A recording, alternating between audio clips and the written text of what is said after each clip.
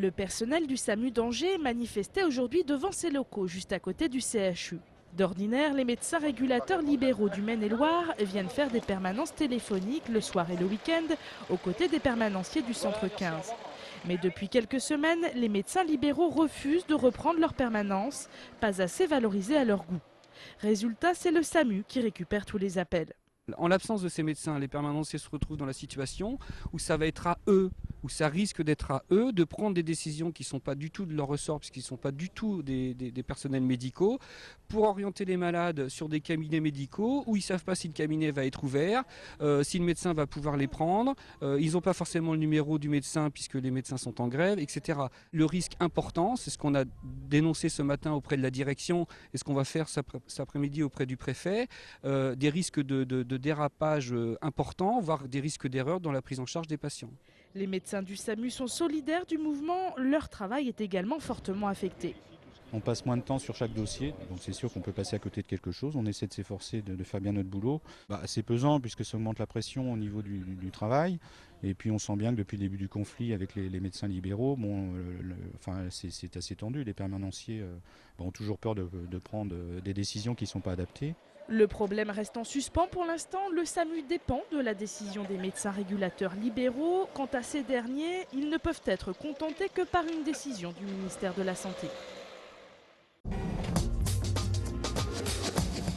La Cour d'appel d'Angers a confirmé cet après-midi la condamnation d'Hervé Héon.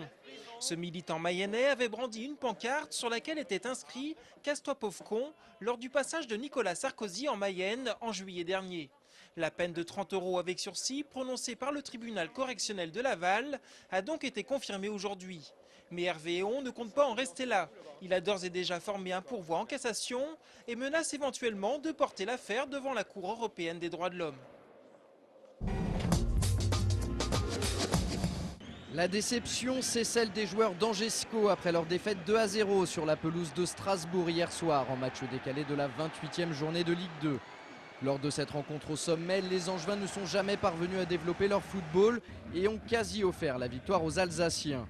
Au quart d'heure de jeu, Traoré ouvre la marque suite à ce coup franc de Coad. La faute de marquage sur l'attaquant strasbourgeois est flagrante. Ça fait 1-0 pour la formation entraînée par Jean-Marc Furlan. Et puis bientôt 2 suite à cette énorme erreur de la défense angevine. Score final 2-0, les hommes de Jean-Louis Garcia sont tout simplement passés à côté hier soir. Résultat, le SCO est désormais 5e au classement de Ligue 2 à 3 longueurs du podium. J'ai pas le sentiment aujourd'hui qu'on a été battu par un adversaire beaucoup plus fort que nous, mais j'ai vraiment le sentiment qu'on s'est battu nous-mêmes par un début de match où on était à côté de nos pompes. Donc c'est pour ça que j'ai même un peu de mal à être en colère, tellement ce match ne ressemble pas à ce qu'on est capable de faire. Donc j'essaye de me projeter déjà tout de suite sur vendredi, parce que celui-là, il faut l'oublier.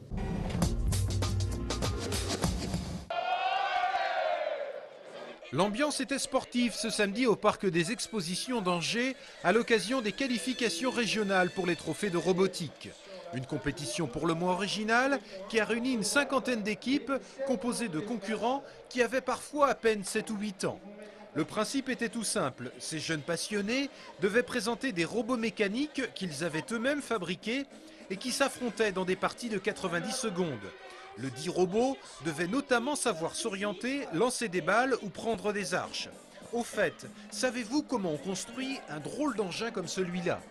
Au début, on a pris des plaquettes de PVC, on a eu une idée de faire un rond, on a mis des moteurs dessus et après on a commencé les soudures, les fils, tout ça. C'est lui qui coordonne l'ensemble des arbitres, c'est ça ? Si Paul est aujourd'hui si performant, c'est d'abord parce qu'il est un passionné, mais aussi parce que pendant plusieurs semaines, au centre de loisirs de la Claverie, il a bénéficié de l'aide d'un étudiant de 4e année de l'ISTIA, une école angevine d'ingénieurs. Chaque séance, on s'impliquait tous, les enfants y participaient, et notre animateur était aussi derrière nous, voilà, pour booster tout le monde, pour avoir vraiment des résultats, pour qu'on avance vite, pour être prêt le plus possible avant cette compétition finale. A noter que les robots les plus performants présents ce samedi au Parc des Expositions d'Angers ont été sélectionnés pour participer à la grande finale nationale qui se déroulera à Paris les 3 et 4 avril prochains. Pierre, Timothée, Louise. Cela ressemblait à l'appel effectué lors d'une rentrée des classes, sauf que les bambins en question étaient encore un peu jeunes pour aller à l'école. Ce samedi, la commune de Saint-Barthélemy d'Anjou proposait en effet aux parents des 69 enfants nés sur la commune en 2008 de planter un chêne qui grandira en même temps que leur progéniture. L'idée a séduit une vingtaine de familles qui sont donc venues faire un peu de jardinage.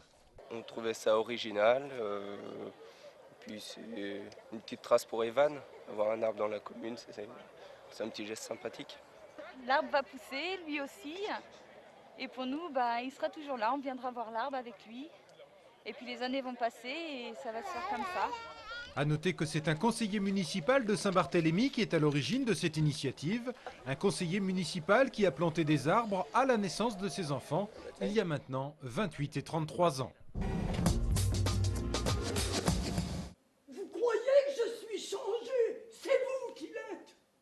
C'est parti pour le festival de Cours à Jardin, une manifestation nationale consacrée au théâtre universitaire qui débute ce mardi à l'espace culturel du campus Saint-Serge à Angers. 17 spectacles différents seront proposés jusqu'au 4 avril. Et c'est la compagnie de la Canopée qui ouvre le bal ce soir avec le journal d'un voyageur pendant la guerre tiré d'un texte de George Sand. Celui-ci, tout en nous replongeant dans le conflit de 1870, met en avant des problématiques qui restent d'actualité. Elle fait appel à la citoyenneté, au vote, à l'engagement politique de tout citoyen et surtout une notion qui était très moderne, je pense que ça a été la première à le faire, c'est qu'elle fait appel à la fraternité des peuples, donc une forme de communauté européenne. S'il fait la part belle aux troupes amateurs universitaires, ce festival n'en oublie pas pour autant les professionnels.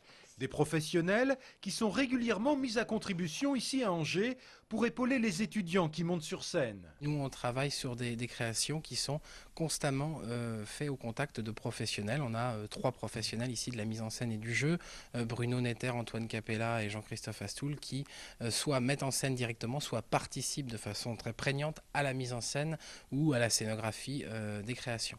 Le festival de Cours à Jardin, c'est donc à partir de ce soir à l'espace culturel de l'université.